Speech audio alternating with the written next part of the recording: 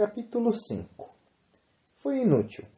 Na noite passada fiz todos os preparativos e concentrei-me na ideia de que me estava vendo num espelho, mas essa manhã não me lembrei de nada.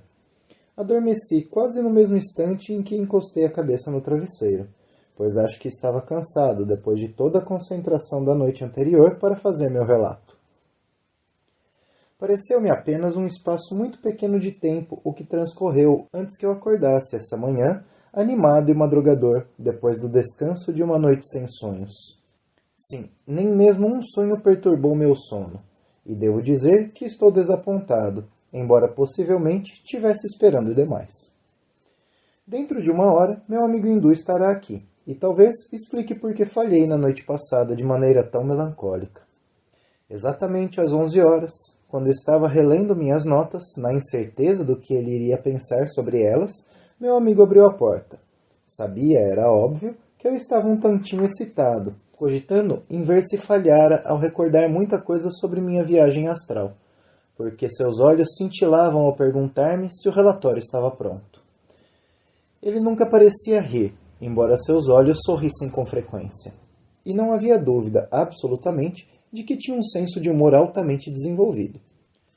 Tendo lido minhas notas, felicitou-me por ter me lembrado muito, e disse que, tratando-se de uma primeira tentativa, as notas estavam bem acima da média. Perguntei-lhe se havia esquecido muita coisa, ao que respondeu que deixara de reparar, certamente, em diversas coisas quando estávamos no fundo do mar, e que também não recordara muito do que acontecera quando tentávamos ajudar o jovem piloto do bombardeiro, imediatamente depois que ele fora abatido. Tais omissões não eram importantes. O principal era que eu tinha provado a mim mesmo ser possível recordar o que se faz quando se está fora do corpo, e que o aperfeiçoamento do processo de trazer de volta, no caso, era agora apenas uma questão de tempo e de concentração. Mas por que não pude recordar coisa alguma essa manhã? Ele sorriu e fez sentir que eu não devia esperar ser bem-sucedido logo na primeira tentativa, e que devia estar preparado para muitos desapontamentos, mas que, se estivesse realmente determinado a vencer, ele me ajudaria de todas as formas possíveis. E continuou. Suas aventuras na noite anterior à de ontem tornaram minha tarefa de descrever-lhe o plano astral muito mais fácil do que antes, porque agora o senhor sabe, por experiência própria, algo do que eu me havia esforçado por lhe explicar só por palavras. O senhor aprendeu, portanto, a primeira lição do que chamamos sabedoria oculta, o que significa que não deve nunca acreditar ingenuamente em tudo quanto lhe disserem. Também não deve descrer, porque isso seria insensato. O único método a adotar é aceitar a possibilidade das coisas que lhe dizem, e então dispor-se a encontrar a forma de ter por si próprio as provas do que ouviu. Bem, e o que provamos até agora? É por aqui que eu quero começar. O senhor teve a prova de que é possível ter experiências fora de seu corpo físico. Teve a prova de que a morte não é o que pensava que fosse, pois viu seu jovem irmão Charles, e sabe que ele está realmente bem vivo, embora invisível aos seus olhos, quando o senhor funciona em seu corpo físico. Falou com ele, e isso deveria ser prova suficiente de que ele existe numa região onde pode segui-lo em determinadas ocasiões. Está consciente de que, embora Charles ainda saiba muito pouco sobre as condições do plano astral, o senhor não pode dizer, honestamente, que ele está sofrendo, nem que a vida dele é infeliz ou algo que faria um homem recuar. Portanto, dê um passo no sentido de se libertar do medo da morte, o medo que faz tão profunda impressão em tantos homens que vivem no mundo. Mesmo através do seu conhecimento presente, o senhor sabe que a morte não é a tragédia que tão frequentemente se considera ser, e que, em alguns casos, ela bem pode ser considerada não só um alívio, como uma grande bênção. Viu, por si mesmo, que a existência depois da morte é, em grande parte, governada pelo tipo de vida vivida no mundo, e pôde compreender que os que têm inclinações artísticas ou são interessados em um outro ramo específico da arte, como a música, a pintura, a literatura ou a filosofia, ou mesmo aqueles cujo interesse especial é viajar, continuam a atender esses desejos após a morte. Por outro lado, o senhor pôde compreender também que aqueles cujas vidas aqui são puramente materiais, cujos divertimentos e interesses dependem do corpo físico, que antes de mais nada são atraídos para o esporte, para a boa vida, para formas de negócios cuja meta seja ganhar dinheiro, vão achar que o tempo lhes pesa nas mãos, depois da morte, até que compreendam que podem desenvolver novos interesses. Perguntei, como se pode desenvolver novos interesses depois da morte? Da mesma forma como se poderia desenvolvê-los durante nossa existência, se tivermos lazer suficiente e dinheiro bastante para pagar as taxas do ensino necessário.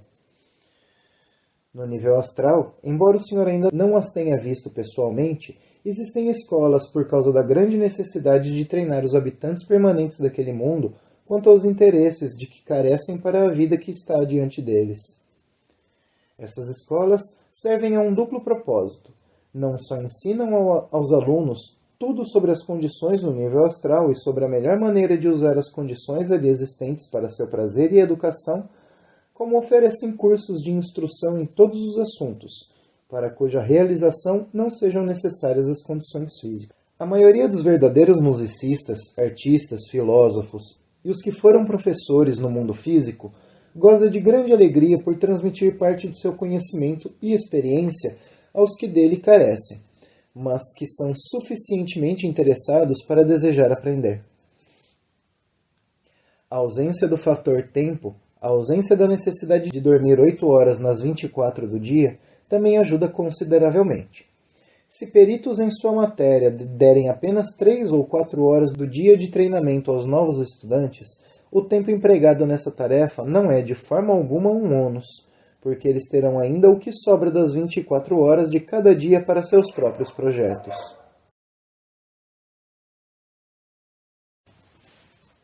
Mas o que realmente ocorre é que muitos desses professores e especialistas em sua arte sentem tanto prazer em dar forma ao novo material que se ligam voluntariamente a essas escolas e, com frequência, passam mais da metade de seu tempo no nível astral a ensinar a outros os rudimentos de sua arte, ou, em alguns casos, a ajudar os que já desenvolveram certa proficiência a se tornarem adeptos, sob o ensino concentrado de que se dispõe no plano astral.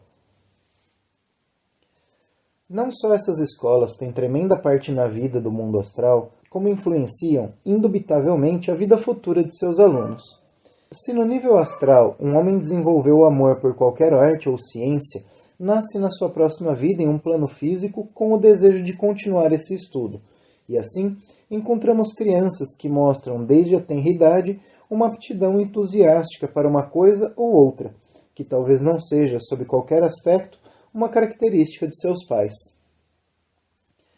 Esse aprendizado em relação a uma arte sempre deve ser encorajado. Os pais muitas vezes afirmam o contrário, pois que eles próprios conseguiram triunfar na vida sem esse amadorismo. Contudo, isso constitui um grande erro, e se os pais percebessem que o grande desejo do filho é perfeitamente natural, que ele está realmente ansioso por levar adiante o que exercitou durante sua descuidosa vida astral, compreenderiam, é provável, que desejos assim devem ser encorajados e não esmagados, como com tanta frequência acontece. Tanto nesse mundo como no próximo, nós estamos todo o tempo progredindo e tornando nossas vidas futuras mais felizes e mais completas. Os habitantes permanentes descobrem essas escolas de maneira diferente, e sempre há um estágio em que elas lhes serão mais úteis.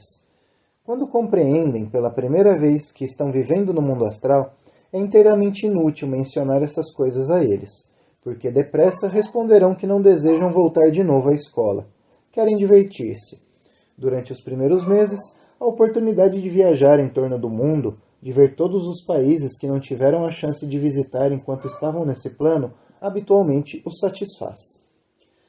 O senhor deve se lembrar de que Roy Chapman, o amigo de seu irmão, confessou que de vez em quando sente tédio. Ele fez todas essas coisas. Conquistou alguns amigos, naturalmente, e teve o prazer de levá-los a jantares, a shows, a piqueniques e a coisas assim. Mas depois de algum tempo isso se torna insípido. Durante sua existência, Roy foi um exímio jogador de golfe, mas o golfe não é interessante no mundo astral como o é aqui. Um homem como Roy Cansa-se, sem dúvida, das coisas que esteve fazendo nos últimos 6 meses, mais ou menos. E quando isso acontecer, ele não hesitará em expressar seu tédio a outros que conhecerá naquele mundo. Então, um dia, alguém ao qual ele foi apresentado irá mencionar diante dele as oportunidades existentes para aumentar o conhecimento ou desenvolver-se em uma linha particular de arte ou estudo. De início, ele não mostrará entusiasmo, mas depressa compreenderá que aprender alguma coisa inteiramente nova preencherá suas longas horas. Por fim, seu interesse despertará, e outra vontade terá então passado do estágio materialista para a vida que faz da nossa estadia no nível astral algo que parece demasiadamente curto. Há outros para os quais esses novos interesses não têm qualquer atrativo. Trata-se habitualmente de velhos casais que desenvolveram o gosto pela vida doméstica. Tudo quanto aspiram foi ter um lar, um jardim e viver uma vida tranquila entre amigos. Gostavam de ouvir rádio, de ter um aparelho de televisão e de coisas assim. Sua felicidade dependia de estarem juntos. Eles podem levar esse tipo de vida no nível astral sem qualquer dificuldade. Se o homem morre primeiro, perambula por lá, parecendo infeliz e solitário nas horas em que sua esposa está acordada, e apresenta-se a seu encontro mal ela sai do corpo quando adormece. Sugerir a esse homem que há escolas onde ele pode aprender algo é habitualmente perda de tempo. Ele desdenha essa ideia.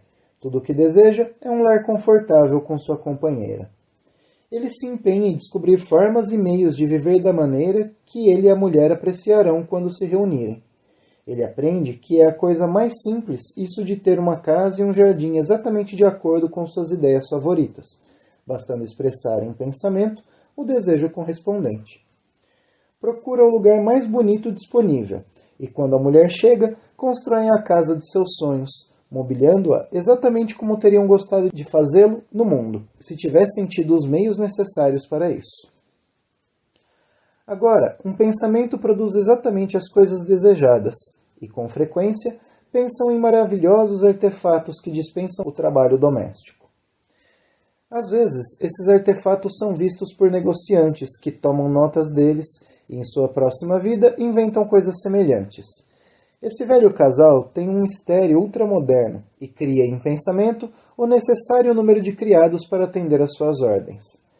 Criam um jardim com qualquer forma de fruto ou de flor que desejarem, porque ali não há limitações de clima. Recebem os amigos, sentem prazer ao mostrar suas invenções e vivem muito felizes no plano astral.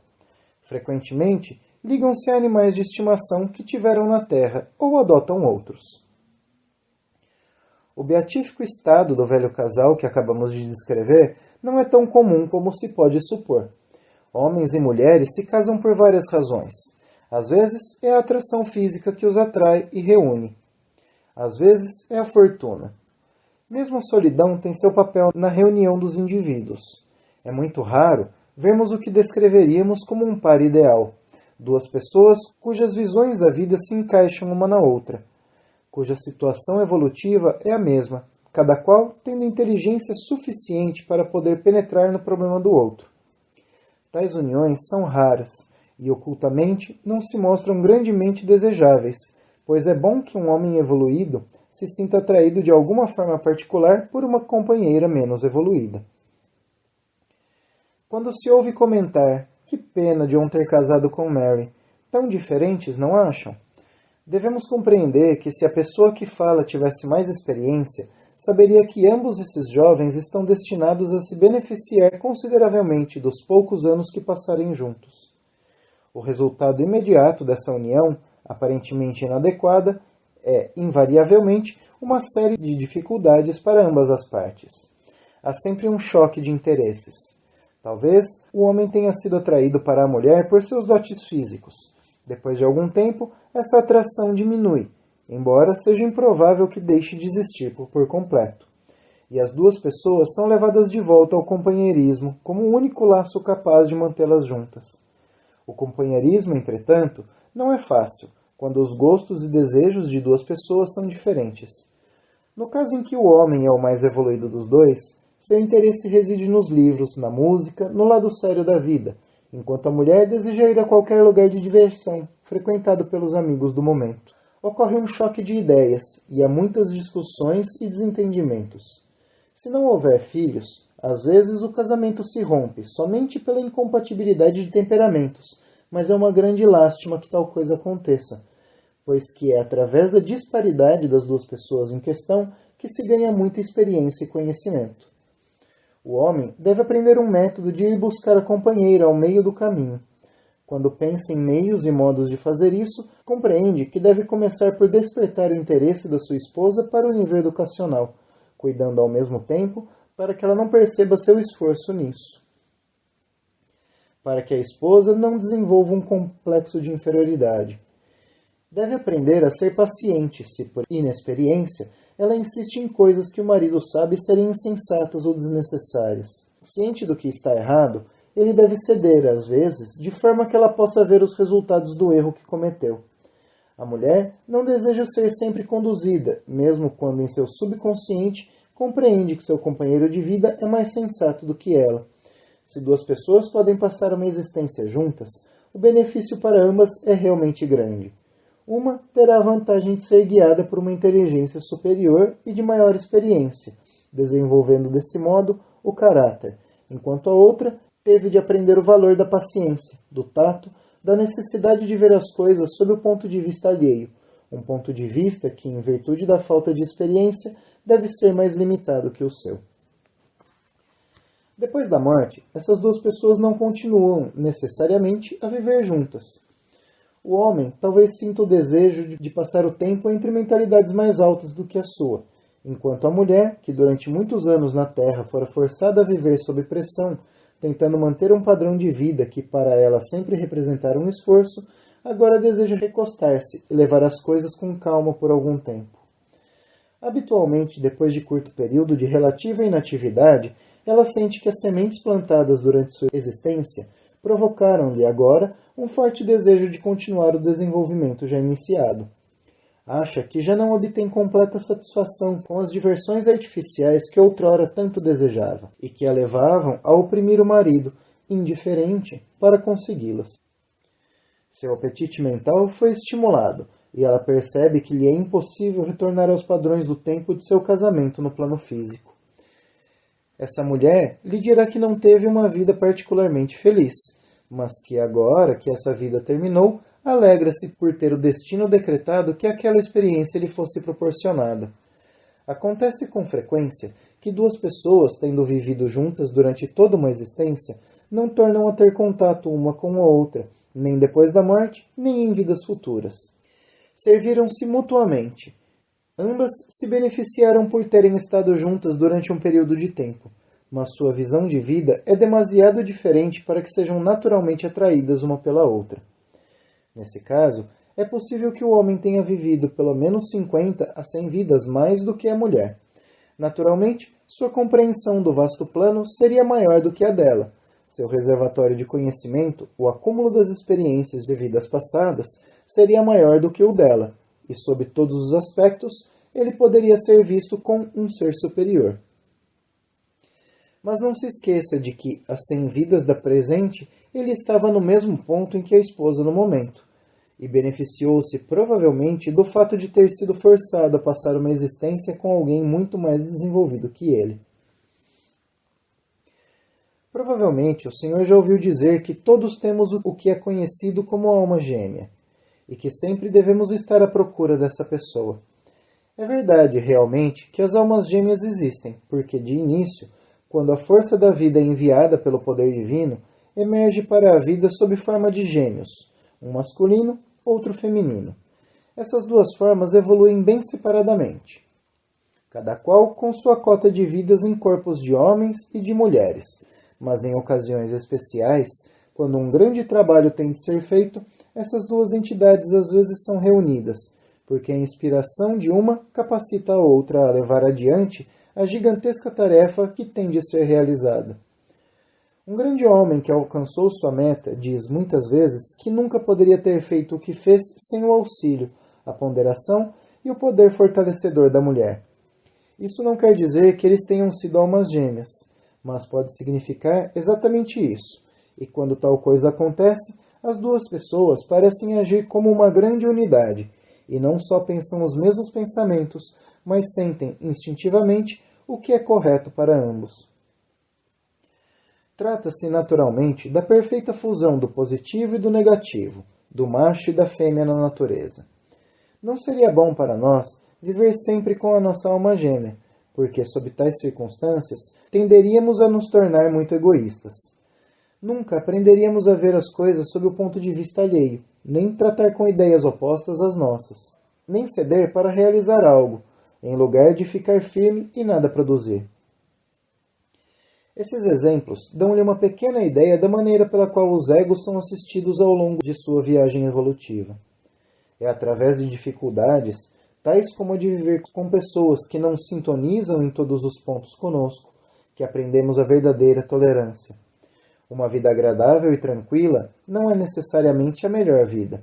Progredimos muito mais depressa ao longo do caminho da evolução pelo sofrimento e pelo que a miúde parece ser um método duro e impiedoso.